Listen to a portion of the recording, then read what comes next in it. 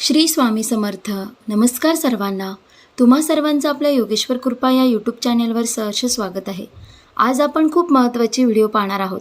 चला तर मग व्हिडिओला सुरुवात करूया. अधिक मास कधीपर्यंत असेल? या पवित्र महिन्यात या 5 शुभ गोष्टी केल्यास तुमचे भाग्य उजळेल. कोणत्या आहेत त्या पाहूया.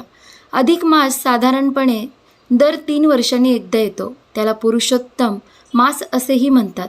यावेळी सन 2026 मध्ये आणि हिंदू पंचांगानुसार वर्ष 2083 मध्ये अधिक मास ज्येष्ठ महिन्यात येईल. दरवर्षी सौर वर्ष 365 दिवस आणि चंद्रवर्ष 354 दिवस यामध्ये 10 ते 11 दिवसाचा फरक असतो. हा फरक 3 वर्षात साधारणपणे 1 महिन्यापर्यंत 33 दिवस वाढतो. ही तफावत भरून काढण्यासाठी आणि दोन्ही पंचांगामध्ये सुसंवाद साधण्यासाठी एक अतिरिक्त महिना जोडला जातो. त्याला अधिक मास म्हणतात. 2026 मध्ये अधिक मास कधीपर्यंत असेल? सुरुवात 17 मे 2026 रविवार, समाप्ती 15 जून 2026 सोमवार. अधिक मासात काय करावे आणि काय करू नये हे पाहूया. यावर्षी हा महिना ज्येष्ठ महिन्यात येत आहे, म्हणून याला अतिरिक्त ज्येष्ठ महिना म्हटला जाईल.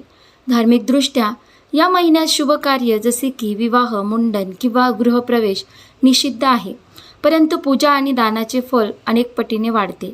मागील अधिक मास 2023 मध्ये श्रावण महिन्यात आला होता आणि 2026 नंतर पुढील अधिक मास 2029 मध्ये येईल. असे मानले जाते की अधिक मासात केलेल्या धार्मिक कार्याचे फळ इतर कोणत्याही महिन्यात केलेल्या पूजा आणि प्रार्थनेपेक्षा 10 पट अधिक मिळते. अधिक मासात 5 शुभ कार्य करा आणि तुमचे भाग्य उजळेल. 1. तीर्थयात्रेतील स्नान आणि सेवा. अधिक मास पुरुषोत्तम मासही म्हणून ओळखला जातो. जगन्नाथपुरीच्या प्रदेशाला पुरुषोत्तम क्षेत्र म्हटले जाते. हे श्री क्षेत्र श्री पुरुषोत्तम क्षेत्र, शाह क्षेत्र, नीलाचल, नीलगिरी आणि श्री जगन्नाथपुरी या नावानेही ओळखले जाते. पुराणांमध्ये याला पृथ्वीचे वैकुंठ म्हटले आहे. पुरुषोत्तम महिन्यात येथे भेट देणे शुभ मानले जाते. जर तुम्ही जगन्नाथला भेट देऊ शकत नसाल तर जवळच्या तीर्थक्षेत्रामध्ये स्नान करा. गंगा किंवा इतर पवित्र नद्यांमध्ये स्नान करणे आणि मंदिरांमध्ये सेवा करणे हे देखील अत्यंत शुभ मानले जाते. 2. श्रीकृष्णाची पूजा. भगवान विष्णू हे अधिक मासाचे अधिष्ठाता दैवत आहे. या महिन्याची कथा भगवान विष्णूंचे अवतार भगवान नरसिंह आणि भगवान कृष्ण यांच्याशी निगडीत आहे. त्यामुळे या महिन्यात या दोघांची पूजा केल्याने सर्व प्रकारची संकटे दूर होतात.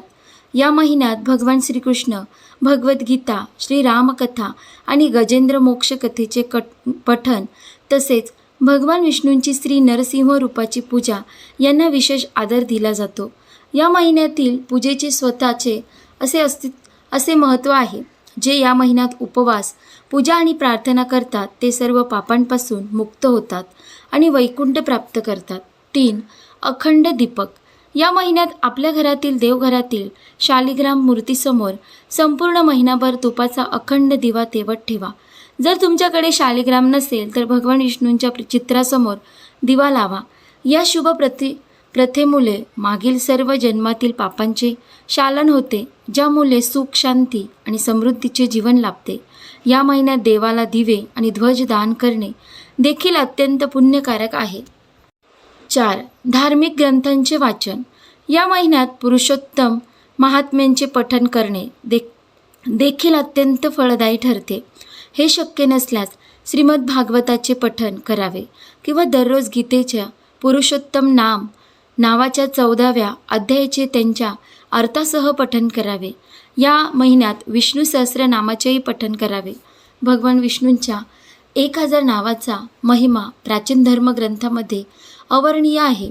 प्राचीन तत्वानुसार या महिन्यात यज्ञ आणि हवन करण्याव्यतिरिक्त श्रीमद देवी भागवत, भागवतम पुराण, श्री विष्णू पुराण आणि भविष्योत्तर पुराण यांचे श्रवण, वाचन आणि चिंतन करणे विशेष फळदायी ठरते. 5. उपवास आणि व्रत. या महिन्यात उपवास करणाऱ्यांनी दिवसातून फक्त एकदाच भोजन करावे. आहारात गहू, तांदूळ, जव, हिरवे मूग, तीळ, भटुआ, वाटाणे, राजगिरा, काकडी, केळे, आवळा, दूध, दही, तूप, आंबा, हिरडा, पिवळे जिरे, सुंठ, सैंधव मीठ, चिंच, सुपारी, तुती, मेथी इत्यादींचा समावेश असतो. मांस, मध, तांदळाचा कोंडा, उडीद, मोहरी, मसूर, मुळा, कांदा, लसूण, शिळे अन्न, मादक पदार्थ इत्यादी खाऊ नयेत. अधिक मासात उपवास केल्याने आणि सात्विक जीवनशैलीचा अवलंब केल्याने मानसिक शांती आणि आध्यात्मिक प्रगती होते. अधिक मासात जावयाला वाण काय द्यावे? जाणून घ्या वाण देण्याची योग्य पद्धत. हिंदू धर्मात अधिक मासाला अत्यंत पवित्र मानला जातो. या महिन्यात दान धर्म करण्याला आणि वाण देण्याला विशेष महत्त्व आहे. हिंदू धर्मात अधिक मासला अत्यंत पवित्र मानला जातो. या महिन्यात दानधर्म करण्याला आणि वाण देण्याला विशेष असे महत्त्व आहे. यंदा म्हणजेच 2026मध्ये 17 मे 2026 ते 15 जून 2026 या काळात अधिक मास येत आहे. या पवित्र काळात आपल्या जावयाला जावई वाण किंवा धोंड्याचे वाण देण्याची महाराष्ट्रात जुनी परंपरा आहे. अनेकदा सासरच्यांना जावयाला काय द्यावे आणि वाण देण्याची पद्धत काय असावी याबद्दल संभ्रम असतो. जावयाला वाण देण्याची योग्य पद्धत काय आणि काय द्यावे याचीच माहिती आपण जाणून घेणार आहोत. प्रथम वाण, अनारसे. धोंड्याच्या वाणामध्ये अनारशांना सर्वोच्च स्थान आहे. या वाणामध्ये प्रामुख्याने 33 अनारसे दिले जातात. या अनारशावर एक चांदीचा दिवा किंवा भगवान विष्णूची मूर्ती ठेवून दान देण्याची पद्धत आहे. हे वाण तांदळाच्या किंवा पितळेच्या ताटात ठेवून दिले जावे असे मानले जाते. आवश्यक वस्तू. अनारशासोबतच जावयाला इतर काही आवश्यक वस्तू भेट म्हणून देण्याची प्रथा आहे. जावयाला नवीन कपडे जसे की धोतर, सदरा, पंचा किंवा कुर्ता, पायजमा भेट द्यावा. वाण देताना रिकाम्या हाताने न देता त्यात 33 सुट्टे पैसे किंवा 33च्या पटीत जसे की 330-3300 रुपये दक्षिणा म्हणून ठेवावे. ऋतूनुसार उपलब्ध असणारी ताजी फळे आणि सुकामेवा यांचा वाणात समावेश करावा. वाणासोबत तांब्या, पळी किंवा एखादे पितळेचे भांडे देणे उत्तम मानले जाते. वाण देण्याची योग्य पद्धत काय? वाण देताना योग्य धार्मिक विधी पाळणे गरजेचे आहे, जेणेकरून त्यांचे पूर्ण फळ मिळते. 1. सर्वप्रथम जावयाला पाटावर बसून त्यांचे पाय धुवावेत. 2.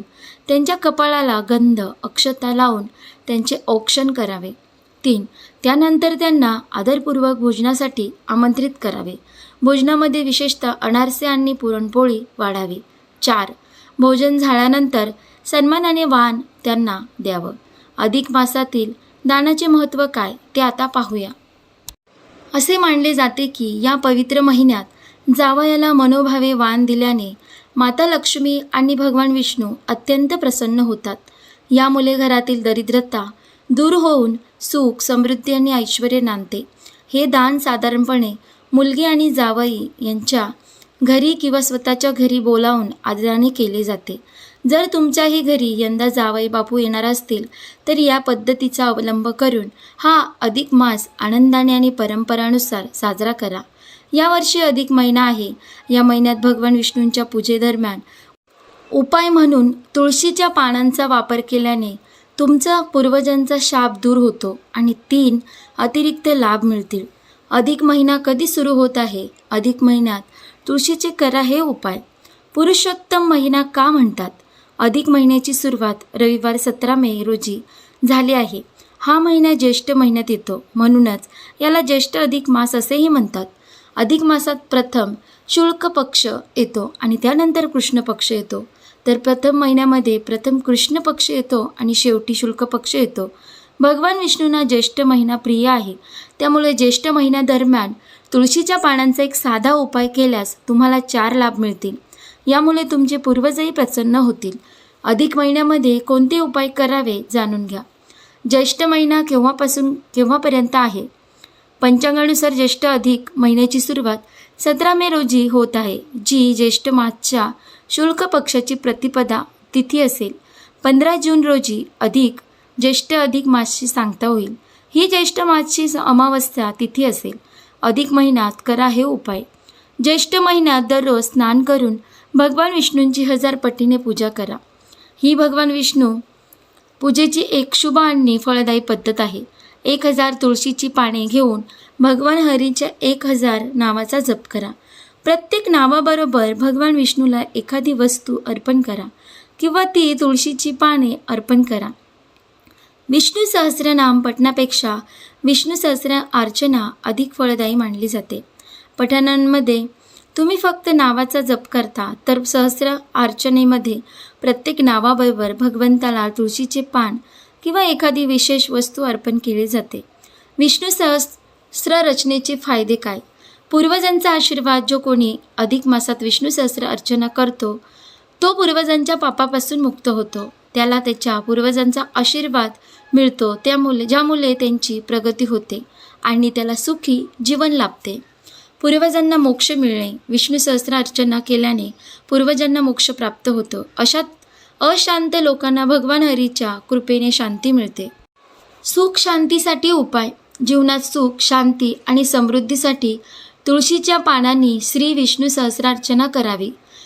अडचणींवर मात करणे. जे अधिक मास महिन्यात श्री विष्णू सहस्रार्चना करतात त्यांची दुःखापासून मुक्ती होते. ते अडथळ्यांवर आणि अडचणींवर मात करतात. तसेच त्यांना त्यांच्या जीवनाच्या शेवटी मोक्षही प्राप्त होतो. पुरुषोत्तम महिना का म्हणतात? पुराणांमध्ये अधिक मासाची संबंधित एक कथा सांगितली आहे.